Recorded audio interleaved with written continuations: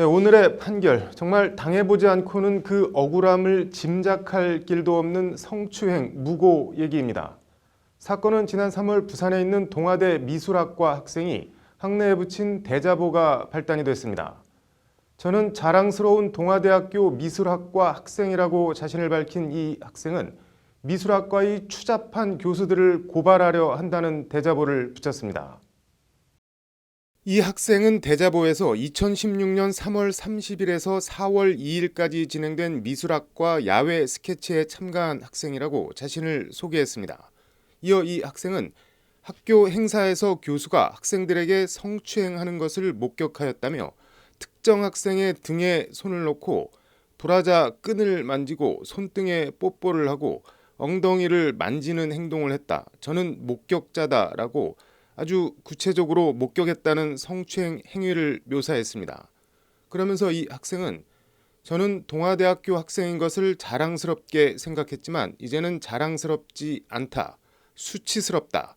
학교에 다니기 싫다고 강한 혐오감을 드러냈습니다.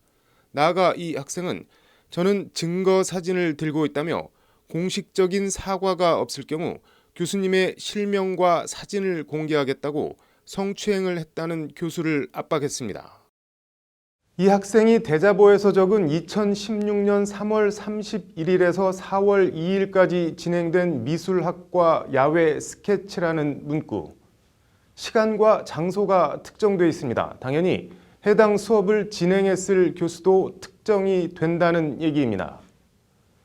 어느 날 갑자기 멀쩡한 여학생 브라자 끈 만진 성추행 교수로 지목된 이 교수의 삶이 어떻게 변했을지는 충분히 짐작이 갑니다. 결국 이 교수는 지난해 6월 살고 있던 아파트에서 투신해 스스로 목숨을 끊었습니다. 성추행 교수라는 오명 속에 가장을 잃은 가족들은 우리 남편이, 우리 아빠가 그럴 리 없다며 대학과 경찰에 정식 수사를 요청했습니다. 그 수사 결과와 이에 따른 법원 판단이 오늘 내려졌습니다. 경찰 수사 결과 대자보를 붙인 학생은 스스로 목숨을 끊은 교수의 제자로 밝혀졌고 실제 성추행도 있었던 것으로 드러났습니다. 반전은 정작 성추행을 한 교수가 애초 성추행 교수로 지목당해 스스로 목숨을 끊은 교수가 아니라 전혀 다른 교수였다는 겁니다. 학교 당국에 미술학과에서 성추행이 있었다는 투서가 날아들자 실제 성추행을 한 교수가 이 학생으로 하여금 아무 죄 없는 다른 교수를 성추행 교수로 모는 엉뚱하고 비열한 대자보를 붙이도록 했다는 것이 사건의 실체입니다. 대자보를 안 쓰면 대학원에 못 온다고 이 학생을 어르고 달랬다는 것이 경찰 수사 결과입니다.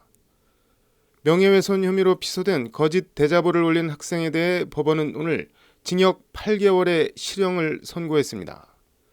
피고인이 학내에 부착한 대자보는 단순한 의혹 제기가 아니라 목격자와 증거 사진까지 있는 것처럼 표현, 진실로 인식되도록 해 정신적 고통에 시달리던 교수가 얼마 지나지 않아 자살에 이르고 말았다. 죄책이 가볍지 않다는 것이 법원 판단입니다. 네, 세상에 해서는 안 되는 일, 금도가 있는 법입니다. 어느 날 갑자기 파렴치한 성추행 교수로 몰려 스스로 목숨을 끊기까지 얼마나 억울하고 좌절했을지 촉망받는 젊은 미술가의 억울한 죽음 참으로 안타깝습니다. 삼가 고인의 명복을 빕니다. 오늘의 판결이었습니다.